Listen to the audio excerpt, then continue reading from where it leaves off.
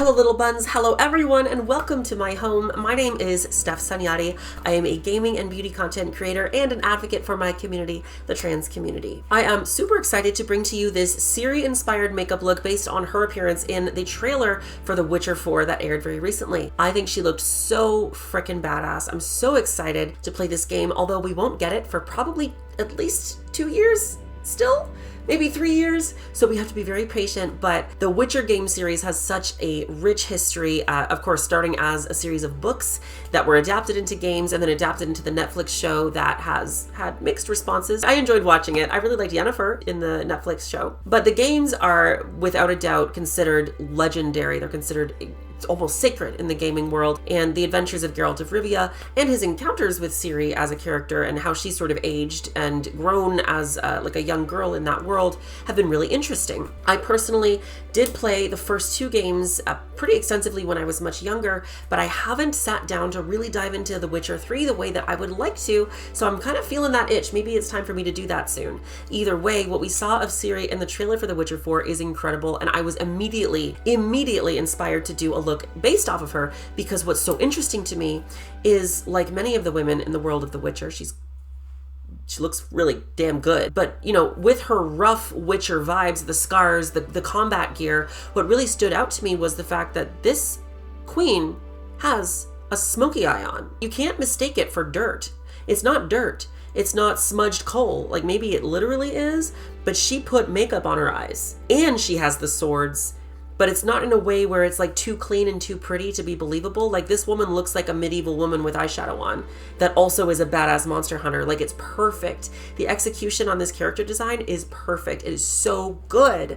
So what we have here is a little bit more of a glamorous take on what she has going on in the trailer. I included the scars in the way that they are placed on her face. My goal with this hopefully is that it will be useful to maybe a cosplayer or somebody that just loves the character, loves the game series. We can sit here, we can do the look together, we can chat The Witcher. Let me know what you think of the Witcher series, whether it's the Netflix show, whether it's the games or the novels, in the comments. I'd love to hear more about it. If you have any specific lore nuggets from the Witcher world that you appreciate as a Witcher fan, let me know, because I'm a lore fanatic, but I don't know the world of The Witcher the way that I would like to. So share with me your favorite parts. And if you like what you see here, please make sure you subscribe, you like the video, you leave a comment. The engagement really helps. I actually, as of this month, have gone back to full-time content creation after 3 years working in the games industry. So it would be really lovely to have your support if you do like the video. You can also catch me on Twitch streaming every single weekday, Monday to Friday, for 4 hours at twitch.tv/StefSanjati. And you can follow me on Instagram for high quality photos of the makeup and the looks and the gaming inspired looks that we do here. With all of that said, I'm excited to do this makeup and hang out with you. Let's get started with some skin prep. Are you ready?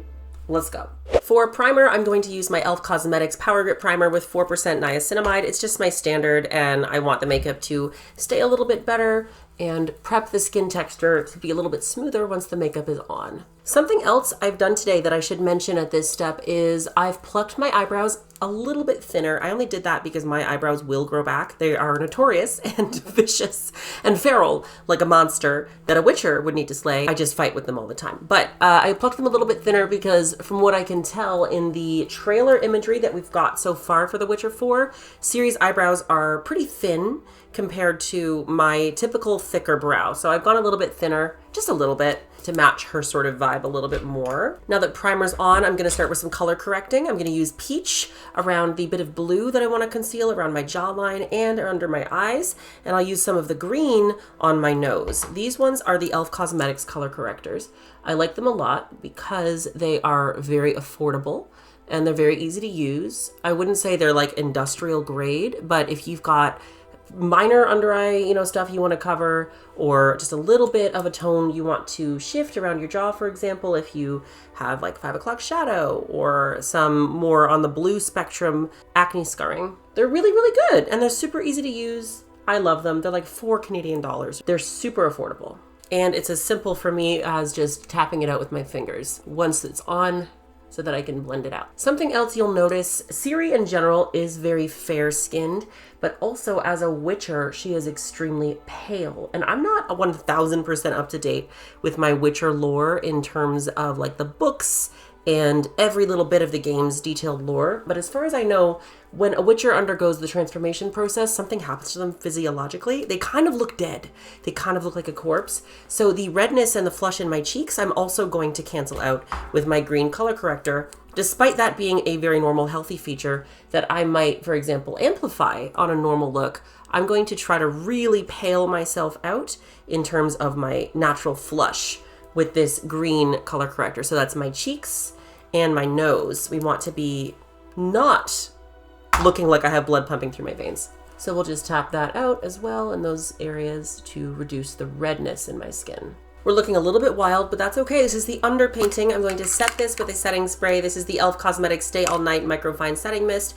And setting our color correcting layer below our foundation layer is going to make sure that that color correcting layer stays put, and it doesn't necessarily blend with my foundation, but instead stays underneath as its own separate kind of sheer layer. Something I'm doing a little bit different for my foundation is because Ciri is so pale, and I'm kind of more of an olive skin tone, neutral olive, I'm gonna mix some white into my foundation. The foundation I'm using today is the e.l.f. Makiage Woke Up Like This foundation in 035, which is kind of sort of light, but I want to make sure it's very pale. So I've taken a little bit of the white out of my Makeup Forever Flash palette on the back of my hand, and I'm gonna mix that into my foundation before I apply it. So I'm gonna do 2 pumps of foundation, and I'm gonna mix that together just with the back of a brush on the back of my hand to lighten it ever so slightly. And if I absolutely need to, I can just go back in with white directly on my face in areas that I want to brighten more. I'm going to grab that with my beauty sponge now, and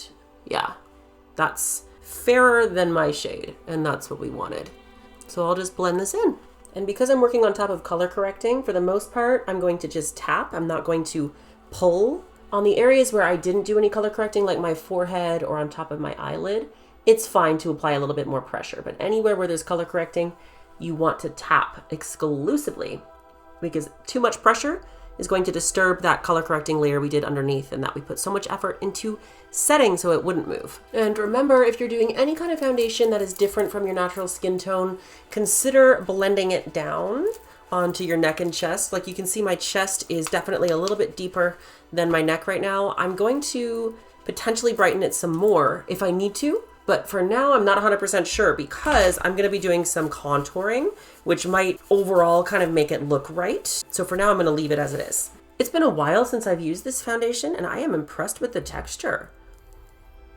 I might be popping back into this on my daily use.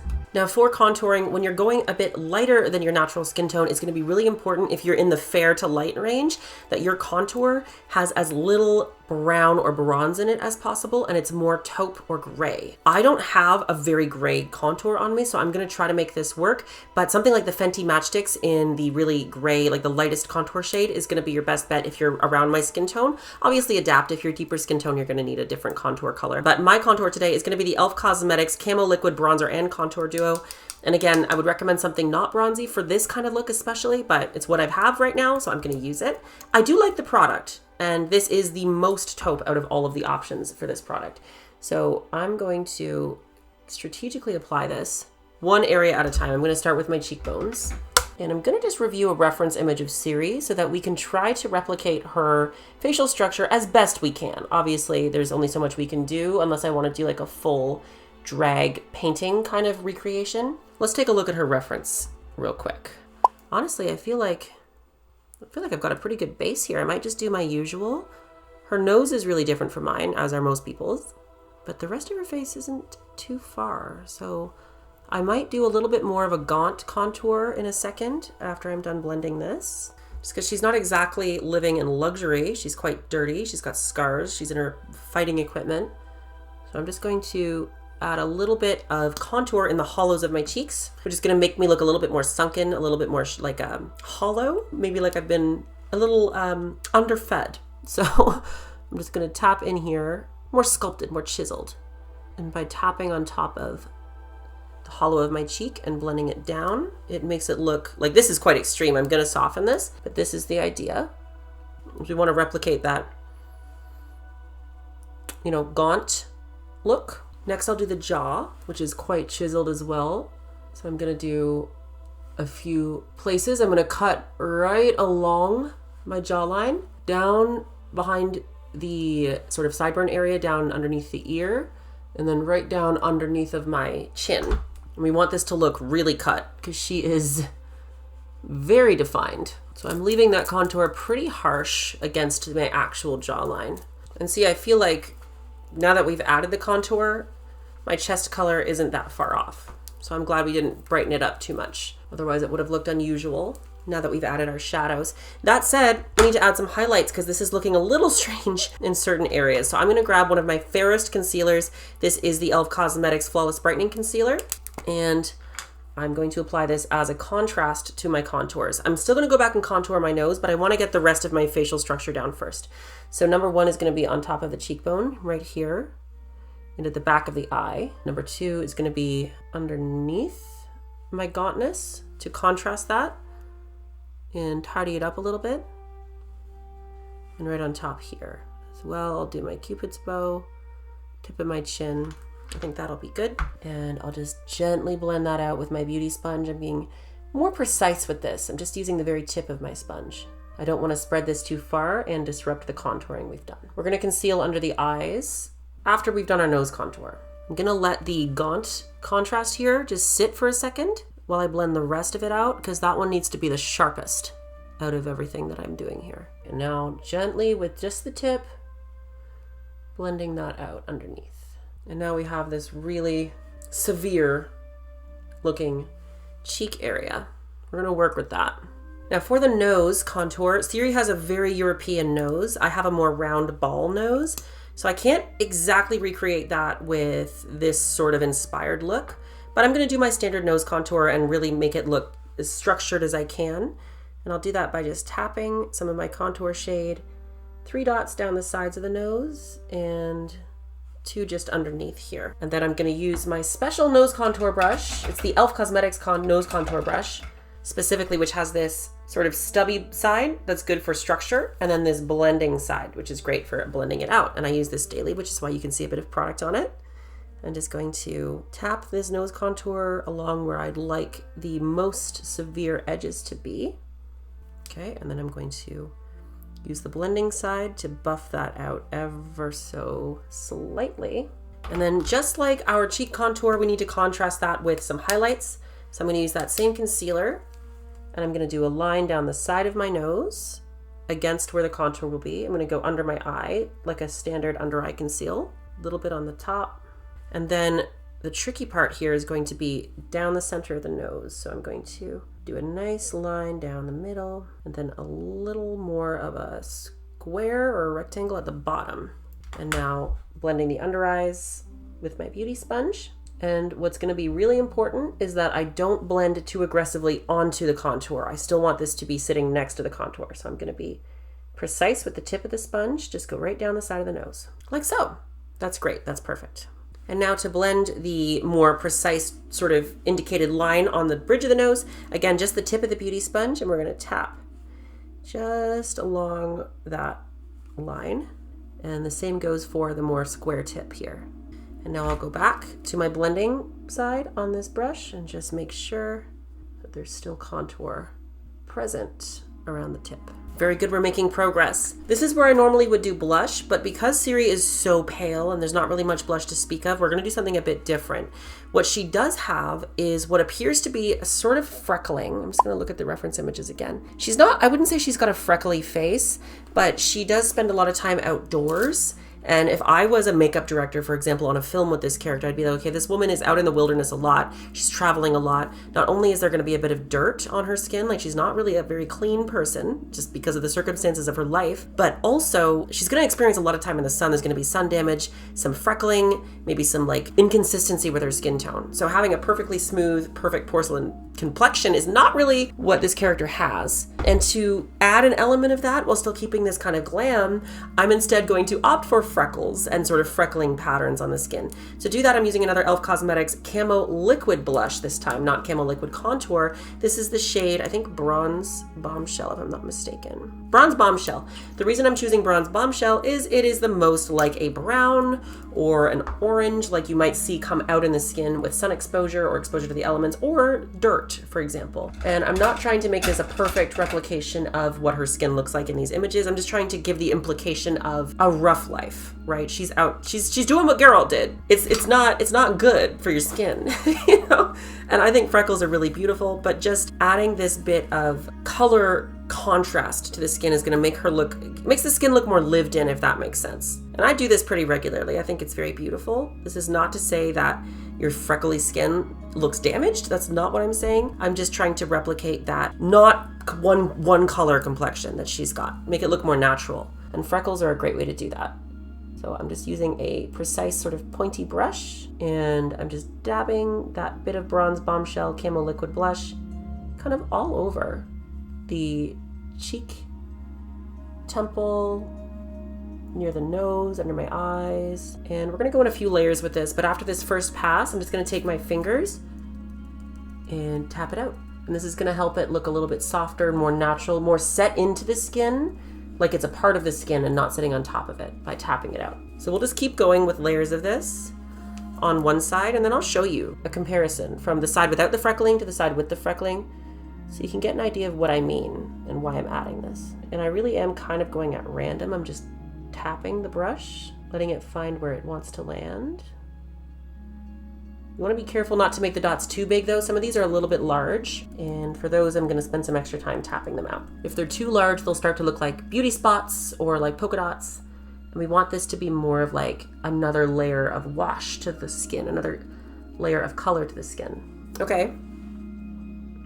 I see that's probably pretty good. So you can see here, this is the freckled side and this is the side without. So this looks a lot flatter, but also more consistent. This looks a little bit more natural and lived in. That's what we're going for. And I'll just replicate that on the other side. There's really cool creative ways to do like a lived in skin look, especially if you're on like a set of like a film or something. What I would do then is probably mix up using some alcohol-based pigment, like alcohol activated pigment rather, and use like, I'd cover the individual's hair, and I would use like almost a brush, and I'd get it on the brush and just like flick the brush onto the face to create spray patterns of various different levels of like from beige to brown, which really looks great when you're trying to replicate like a dirtiness. But I'm working at my home beauty studio. This isn't like a film set. I don't have those tools.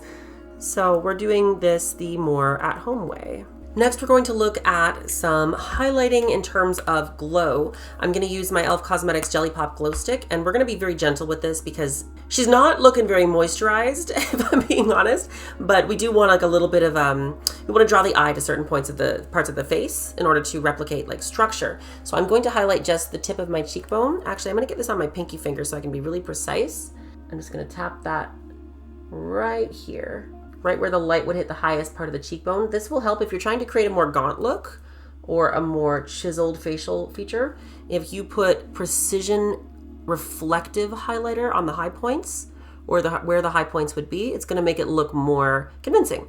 Kind of like you have the contrast of the light and dark, and then you have the texture, the reflectiveness of a high cheekbone. That's all for that. And now we're going to set the face and we're going to powder it. No blush today. Not so far. I might add some later. We'll have to see. For my powder, I'm really low on this pure powder. Actually, I don't think I have any left in there. So I'm using my e.l.f. Cosmetics Halo Glow Setting Powder. I like this one. I like this one a lot. I do find through the day, because it's a glowy powder and it's not a matte powder, I do have to reapply sometimes, but it does a really good job and it looks beautiful if you want a more glowy complexion. I'm getting that on the back of my beauty sponge, tapping out my under eye so there's no creasing, and pushing that into that area. So we're going to do more of a baking kind of approach under the eye where we let the powder sit and bake. Same thing in the middle of the forehead, and that's because I express a lot with my forehead. So by pressing the powder into the area where I crease a lot, it's going to help it stay put better. I like to bake the tip of my nose as well, just for better shine reduction. And then around the mouth, because when we speak, we move our mouth a lot, and therefore the makeup is likely to crease in that area too. So I'm just going to tap it in there too. And then for the rest of my face, I'll get just a little bit of powder on a big fluffy powder brush and gently tap it all over. Now I'm leaving the powder under my eyes because we're going to be working with a lot of gray and black for Ciri's eye makeup. And something I loved when I saw Ciri in this trailer, she's clearly wearing eyeshadow. It's not dirt. It's not smudged. Like it's like she took time to put makeup on her face. And sometimes that can be awkward with a character that's more adventurous or rough, but it just looks right. And I can tell you, as a makeup enjoyer and also somebody that really enjoys fantasy, there is a right way to do makeup on a rough and tumble woman that's out in the world doing things like this, and there's a wrong way. And it's right, because she looks rough, she looks dirty, she looks like she's doing things, but she's still got that eyeshadow on, and she did that. She did that. That's not permanent, so we're gonna create that. But the reason I'm leaving powder under my eye here is to catch fallout. Because what I don't want is for there to be black and gray in the skin that we've just meticulously put on. I want it to be just contained to where we want it to be, okay? So that's why I've left the powder on a little bit thick under my eyes. We'll brush it away later. That said, one really important step for eyeshadow is always going to be an eyeshadow primer. I've been using the e.l.f. Cosmetics Lock It Down eyeshadow primer. I'm reaching the end of this tube, which has been doing a wonderful job for months and months. So it does last quite some time. If you're unfamiliar with eyeshadow primer, it is going to help hold the makeup in place longer, but it's also going to help you get true to color results. So if I want the eyeshadow to look as accurate to what it looks like in the pan as possible, I'm gonna wanna use a primer so that that pigment has something to grab onto and really show itself off. So I'm applying that on my upper eyelid to start. I'm only gonna work on my upper eyelid. I will do the under eye separately. The palette I think I'm gonna use the most today, we'll see how it looks once it's on the skin, is the Bobbi Brown Smoky Nudes eyeshadow palette. This has some great grays and this kind of grayish black here. It's not quite charcoal like noir black, like straight black. It's got a little tiny little bit of brown in it and a little bit of gray in it. So it's gonna look more like the colors I think I see in the trailer. Now when I look at the reference image, there's one really good image of it. It's a smoky eye. She got a smoky eye and it is dark on the lid and it blends out soft. It's that simple. So we're gonna do that. And I notice as well the shape that she's got going on is sort of square. Like she's got wide almond eyes. I've got kind of more round eyes, circular almost. So it's a little bit different. So I'm gonna do a bit of a wider eyeshadow shape on my eye to replicate what she's got going on. To achieve that, I'm going into the darkest shadow first. This is called Malted. And I'm using a flat eyeshadow brush. This is so I can place it, sort of do a nice wash of color across the area. I'm tapping off the excess because we're working with a dark shade. And I'm gonna press that into the eye area. While I'm working with these eyeshadows, I wanted to ask y'all, I don't know why you're here. Maybe you are a regular viewer of my videos. Thank you so much for the support. I appreciate that. Maybe you're a fan of The Witcher. Maybe you are a Ciri cosplayer that wants some makeup ideas or inspo. Either way, whoever you are, if there are any video game women, or even just characters, honestly, that you'd like to see a recreation of or a look inspired by, please do let me know in the comments. I would love to know what characters you find visually interesting or just cool as a character that you'd like to see a look inspired by. I'm just cutting out the shape to start. It doesn't need to look perfect at all, but as you can see, something I'm doing is this straight line out from the crease back here. It looks a little bit, actually, I need to bring it up a little bit because it shouldn't look like it comes down. It needs to come straight out from the fold in my eye. So we're gonna come straight out. And I want that straight line when I'm looking forward. That's very much what she's got going on. She's got a very low brow and it's all very straight and angular. So we're gonna try to evoke that by creating that straight line out from the lid, like the crease of the eye. Now, when I said this is a smoky eye, it is a very standard eyeshadow like staple to do dark on your eyelid and blend it out until it's like blended into your skin. That's a smoky eye. It's simple. You can do that in any color. Typically, it's done in like blacks and grays and browns, but honestly, it's just a staple silhouette. Hers is a little bit messier, and that's cool. But this is a very simple look at its core. We've got our primary color up there. Next, what I'm going to do is get ready to blend that out. And to blend it, what I'm going to do is go into a skin tone shade for me, something really fair today, because I'm a little bit fairer than normal. And I'm going to apply that. It's a skin tone shade eyeshadow, just around this darker color, all the way around. I'm not gonna go below the eye because we're gonna do some more work down there, but just along the upper eye area here, underneath of my eyebrow, we're gonna apply this skin tone shade. This way, when I blend out of the darker color, it's not gonna blend into a sticky primer base, it's gonna blend out into a base that matches what's already there, so it'll blend softer. And now to blend that shadow, I have a few options. I'm going to use a more precision blender because I want to keep it tight. This is a blending, you want an eyeshadow blending brush that is round and domed like this so you can blend effectively. And I'm going to go into the second shade, the second darkest shade. It's called Starlit Streets. Oh, I have this backwards, y'all. Black Chocolate is this shade. And this shade is Stone. I'm going into Stone. I'm like, this doesn't look like Starlit Streets. Black Chocolate and Stone are the shades I'm using. So now I'm going into Stone, which is great. It's a gray. It's exactly what we need. Tapping off the excess. And I'm going to just do circular motions all the way along the border of the Black Chocolate eyeshadow. Windshield wiper will help blend out any kind of chunky patches you get. Windshield wiper being left to right, like this. And that is the result of a blended shadow versus a not blended shadow. We're going to replicate that on the other side. I edit these down while I'm making these videos, but something you should know is blending can take a few minutes. So take your time with it. If it looks strange at first, just keep blending. Keep blending. You want to be patient and try not to shove too many colors into one area. I think usually I cut out in an entire makeup video, probably a good 10 minutes of blending. So keep that in mind when you're doing your shadow. It's not supposed to be an instant blend. You'll need to work it a little bit. And something I've noticed, for example, is this side, my eyeshadow is a little bit higher. Maybe my brow is lower. Either way, I'm going to go back into that skin tone shadow and place it just above and kind of brush it downward. And that will help lower the blend down a little bit. So if you blend it up too high, don't panic.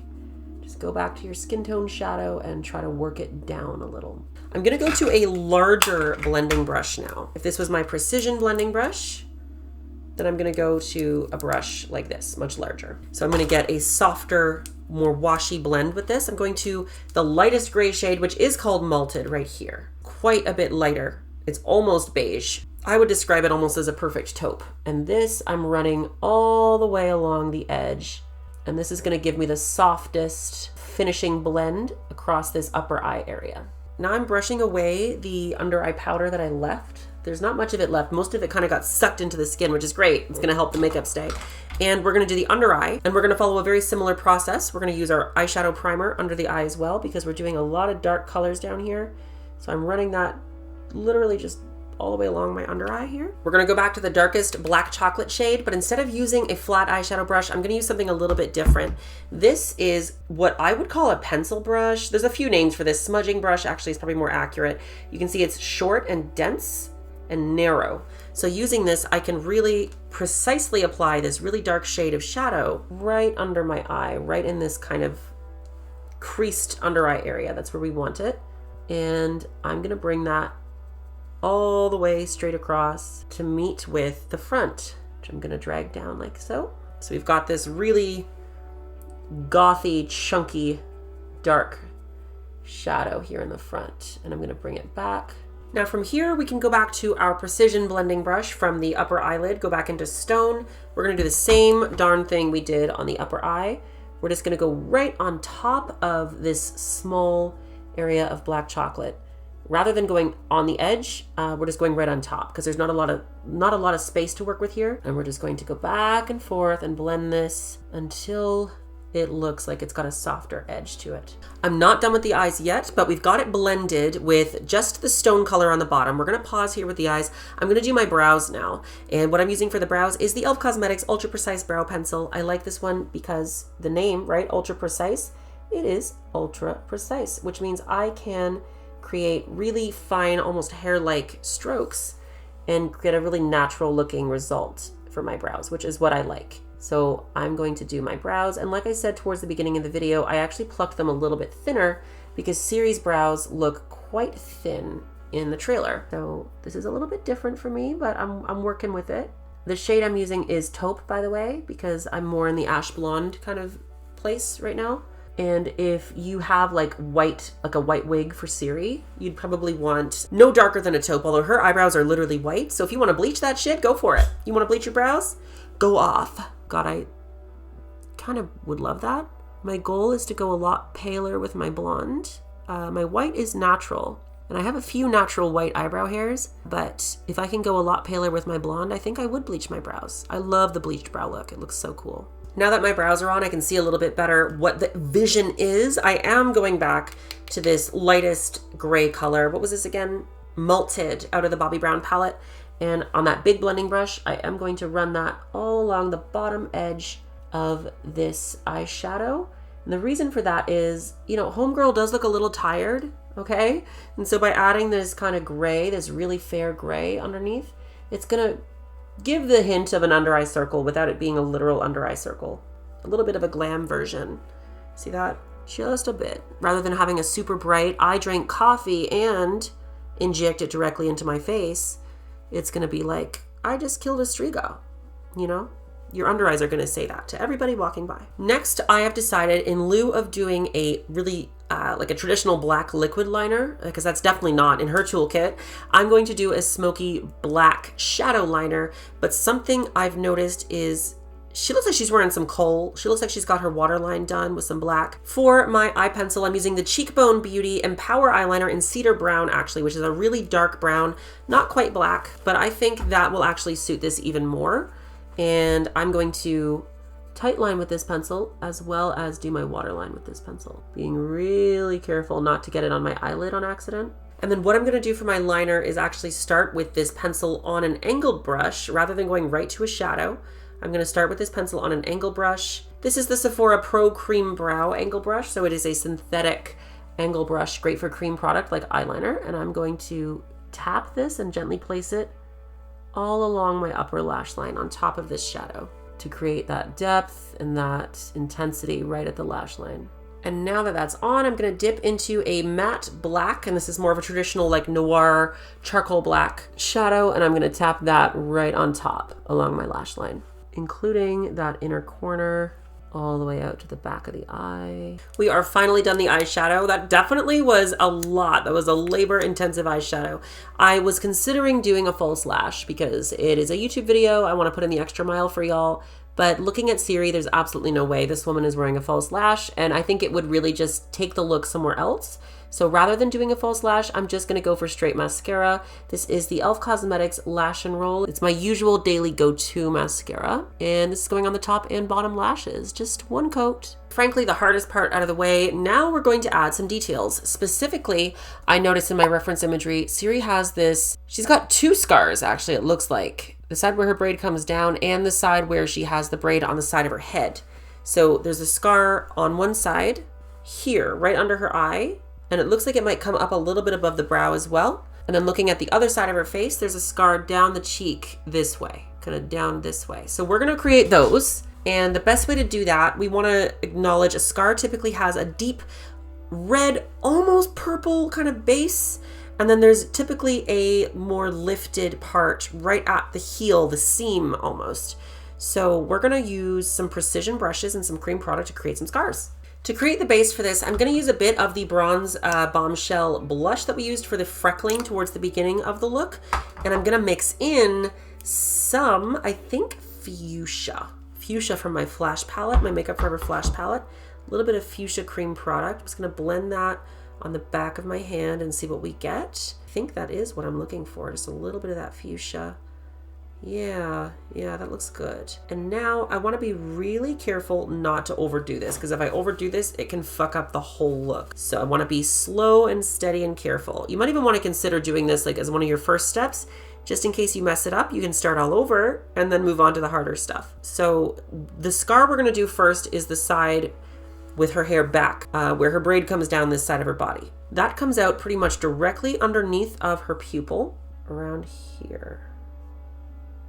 Something to keep in mind if you're doing a scar is to think about the thing that caused the scar. So in this case, I think it's probably a claw, since she's a monster hunter, a witcher. And if we have a claw coming and hitting our forehead like this, it's actually not gonna reach our eye. It's gonna make contact again on our cheekbone, right? So you wanna make sure you're not going too deep with the claw mark, with the scar mark, because there's a very high chance that if it was like a claw like this, it didn't actually reach her eyeball, which is why she has her vision. Everything's fine there. She's not missing an eye. It just swept over her face, right? So we don't want to go right up to the eyeball. What I'm going to do is gently tap, almost like I did for the freckles. I'm going to gently tap to kind of plan out the placement for this scar. And it reaches just below her nostril. So I think about there is good. And then we're gonna come back up and keep tapping to create that kind of map for the scar. And then I notice in this reference image, it looks like there's a tiny little bit that comes up here, just a little. So I'm going to place a little bit right here as well.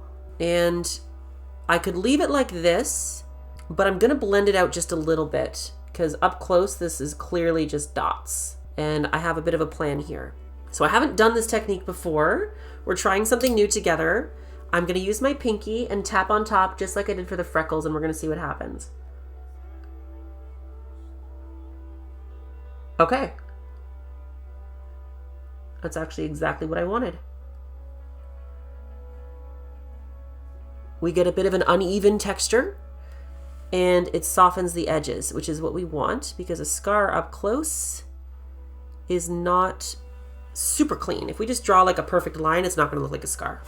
Thinking about the way skin naturally heals. Now I'm going to go around this with a bit of skin tone eyeshadow to tighten it and soften it up. This is like the under layer of the scar, the irritation almost of the skin. So there's our first scar map, if you will. The second scar is on the side where her hair comes down a bit more, where she has a bit of a bang. Now this scar definitely comes down from sort of here-ish down to the back of her jaw.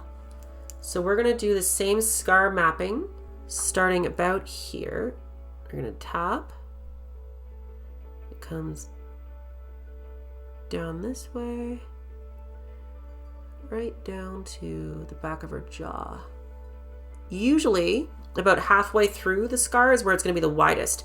Think about when you're applying pressure. Okay, not you, you're not a monster with claws, but think about, I had to study injuries when I was doing special effects in makeup school. So just think about this for a minute.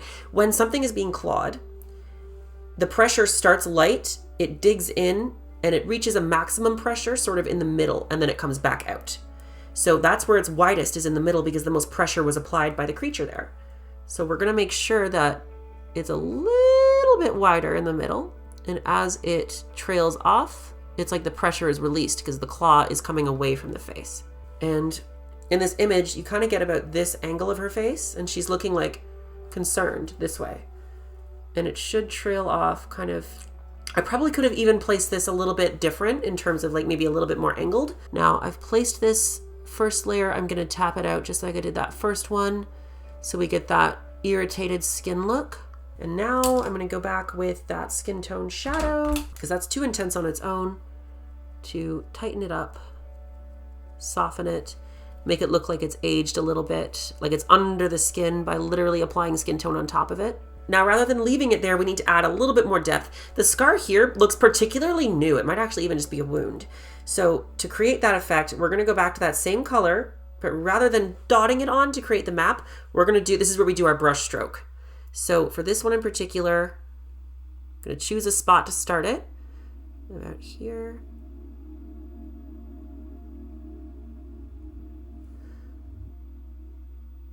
Okay, and then let's go to the other scar.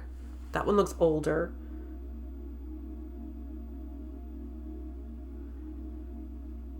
And ideally this line will be kind of towards the middle of where you applied your scar map, so that the irritation looks like it's evenly kind of coming out of all sides of the scar or the wound.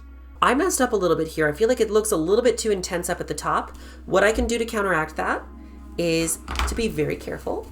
First, I'm going to remove the scar color from the back of my hand so I don't accidentally get that in my hair, on my shirt, or on my face. Make sure it's not on my hands. I think we're good. And I'm going to put a bunch of skin tone concealer on the back of my hand. And we're going to pull from this instead to do a little bit of work with the same brush. I'm just going to clean it off. Now with that same brush, I'm taking a bit of that concealer and reversing, doing the reverse of what I did earlier. I'm just going to stipple this on around the scar, reduce or tighten out that appearance. Ooh, I'm liking what this is doing actually. I might actually use this more often. Yeah, it's almost like drawing this bit of skin color along the edge of that darker color. It makes it look like the skin is open there, and like there's a raised edge on both sides of the cut. That looks great. I didn't even think about that. That's awesome. This is great. Look at that. Happy accidents, y'all. Because I like the way that turned out so much, we're going to do something similar on this side. I'm just going to gently tap that skin tone concealer on both sides of the scar line. I'm happy with that. I think we're done with those scars. Something that's going to be super important if you're working with cream makeup on the surface of your face after you've powdered it, you need to add more powder. So I'm going back into the same powder I used earlier, that e.l.f. Cosmetics Halo Glow, on a big fluffy powder brush. We don't want to apply too much pressure. We just want to tap it like that. Even if you got to make that crazy face. Tap it. There we go. And there is but one thing remaining with this look, and that is the lips. Now, when I look at Ciri, she has this distinctly peach lip color. To me, it reads a bit like lipstick. It's like a peach taupe brown kind of. So we're gonna try to create that shade. It's not my preference. I really prefer cooler shades. She definitely has warmer colors accenting her skin because she's got a very cool skin tone, whereas mine's more neutral olive. So I like cool to contrast it. So this is out of my comfort zone, but we're gonna do it anyway. I'm gonna start with a lip liner that I need to sharpen. This is the e.l.f. Cosmetics Cream Glide Lip Liner in Pinky Swear. So it's kind of pink. I don't really have a peach one, but it looks a bit peachy. So I'm gonna just outline my lips like normal. She very much has matte lips as well. So a matte taupe, a matte peach lipstick, that would be the kind of ideal. I'm just filling in the lips with this same pencil. And honestly, that's probably where I should stop for the lip, but I have this gloss I've never used in a peach shade that I wanna try. This is from e.l.f. Cosmetics. Again, this is the Sun Boss gloss in the shade Peachy Queen. And because her lips are matte, I don't wanna use very much of this because that would totally transform the look, but I wanna just tap a little bit and see how it looks. So I'm just gonna gently tap a little bit of the color on. That seems to bring it a bit closer to what I see in the trailer. But it might be a little dark, so I'm gonna lighten it with one more lip product. And that's going to be the e.l.f. Cosmetics Pout Clout Lip Plumping Pen in the peach shade. To brighten the color and lift it a little bit lighter, I'm gonna tap that on top. Now, Ciri's lips are kind of cracked in this trailer, and to make sure I'm still achieving that look, I'm taking a bit of my face powder on a small brush and tapping it on top of the lip color we've created to absorb any possible shine. And I think we've done it, y'all. Let me just go get a couple more costume pieces to finish off the look, and then I will be right back to send you off on your adventure. Sit tight. But before that, one thing I forgot to mention was setting spray. If you are wearing this to a convention, if you are wearing it for cosplay, if you're just doing it for fun, whatever, no matter what you're doing, you want it to stay in place for as long as possible. And to accomplish that, a good thing to do is to use a setting spray. I'm on the tail end of my Urban Decay All-Nighter setting spray. This one has been great to me. I really like it. I would recommend it, but I'm excited to try some new ones as well. I've used this probably, not this specific bottle, but this product since I was probably 17. So it's time for me to try some new things. I'm going to finish the look by setting it with this spray though. And now I'll go get my costume pieces. BRB. C'est voila, here we are. I added these really cool bracers. They're like faux leather studded combat bracers. My boyfriend had to help me tie them up because they take a long time and I can't do them myself, but they're sick, right? And I also added some kind of cool looking rings that to me evoke like Witcher vibes, monsters, krakens, little moonstone kind of vibe here. Got a bit of the combat vibes. I'm ready to slay some monsters. I'm ready to be Ciri in The Witcher 4 in like 2 or 3 years. Thank you so much for joining me here. I really appreciate your company. Again, my name has been Stef Sanjati. I'm a gaming and beauty content creator and an advocate for my community, the trans community. If you would like to join me on Twitch, it's twitch.tv/StefSanjati. My goal for January is to stream at least 4 hours every weekday, and week 1 of that went really, really well. It was so much fun. I saw the community grow every single day, and I'm just thrilled to be able to be back into full-time content creation with another YouTube video this month already, more streams, more content everywhere. So please join me here, Twitch, and on Instagram, where I'll be posting regularly. With that said, let me know what you think of my Ciri-inspired makeup look for The Witcher 4. We probably won't see this game for a few years yet, but I am so excited. I'm sure when the time comes for the game to release, I will certainly be streaming it on Twitch. I again just want to say that as a woman gamer, it can be tough to find women characters in video games that are done well, that have an edge of glamour or femininity, that are also like sort of suited to their place in the world in terms of what they're doing, like a monster slayer. It can be tough to find kind of a gritty, realistic depiction of those women. And while that's gotten a lot better, still those characters can be received with a lot of vitriol, and Ciri is no exception to that. While there was a lot of positivity around Ciri being the protagonist of the 4th game and just how cool she looked, there was also a small and very vocal subset of individuals that had a lot of problems with the fact that she was no longer a little girl, or the fact that she, I don't know, looked like a witcher. I think those people are wrong, and I think she looks incredible. I think she looks like a witcher, not only that, but she also has a really cool femininity to her. I think she actually also has a sort of sexy air to her, similar to Geralt. The same sort of energy that that character carries, she does. It's entirely appropriate. I think they did a great job with what we can see so far in the trailer, and I look forward to seeing how Ciri is explored and expanded upon as a character in The Witcher 4 when the game releases in a couple of years. If you'd like to see more beauty and gaming content, remember, please follow me everywhere. My name is Stef Sanjati. I appreciate your company, and until next time, just remember, this is a fact. Women are multidimensional. They can be monster slayers and also wear some sick, smoky black eyeshadow. And I really appreciate this character, so I'm excited. Thank you for joining me. I'll see you later. Bye!